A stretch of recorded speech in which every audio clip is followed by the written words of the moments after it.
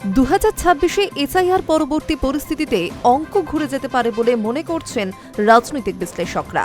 তবে জয়ের ব্যাপারে যথেষ্ট আত্মবিশ্বাসী মমতা বন্দ্যোপাধ্যায়। অভিষেক বন্দ্যোপাধ্যায় ও সুব্রত বক্সিকে পাশে নিয়ে তালিকা প্রকাশ করলেন মমতা। সূত্রের খবর, প্রার্থী তালিকায় গুরুত্ব পেয়েছেন নবীন প্রবীণ সব নেতাই। রয়েছে কয়েকটি নতুন মুখ, কিছু আসন বদল হয়েছে, বাদ পড়েছে কয়েকজন বিধায়কের নাম। দার্জিলিংয়ের 3টে সিটে লড়বে না তৃণমূল, অনিত থাপার দল লড়বে বলে জানিয়েছেন মমতা বন্দ্যোপাধ্যায়। বাকি 291টি আসনে প্রার্থী তালিকা ঘোষণা করল তৃণমূল। এবার দেখে নেওয়া যাক তৃণমূলের সেই পূর্ণাঙ্গ তালিকা।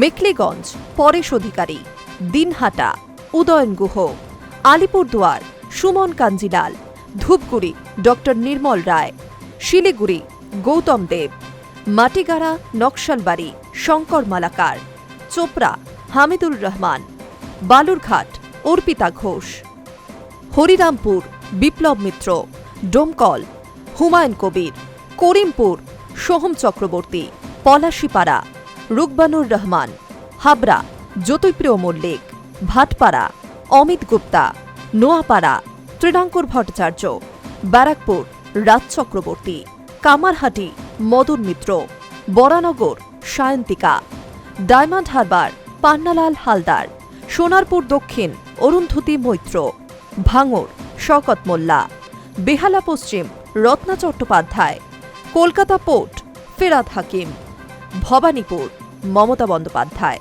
মানিকতলা শ্রেয়া পাণ্ডে, উত্তর হাওড়া গৌতম চৌধুরী, শিবপুর রানা চট্টোপাধ্যায়, পাঁচলা গুলশন মল্লিক, উলুবেড়িয়া পূর্ব ঋতব্রত, বেলেঘাটা কুণাল ঘোষ, উত্তরপাড়া শীর্ষান্ন বন্দ্যোপাধ্যায়, সিঙ্গুর বেচারাম মান্না, চুচুড়া দেবাংশু ভট্টাচার্য, নন্দীগ্রাম পবিত্র কর, সবং মানুষ ভূঁইয়া, ডেবরা রাজীব বন্দ্যোপাধ্যায়, টালিগঞ্জ অরূপ বিশ্বাস, রামনগর অখিলগিরি, কাকদ্বীপ মন্টুরাম পাখিরা, সোনারপুর উত্তর ফিরদৌসি বেগম, মন্তেশ্বর সিদ্দিকুল্লাহ চৌধুরী, বারুইপুর পূর্ব বিভাস সর্দার, বারুইপুর পশ্চিম বিমান বন্দ্যোপাধ্যায়, রাজারহাট গোপালপুরে অদিতি মুন্সি।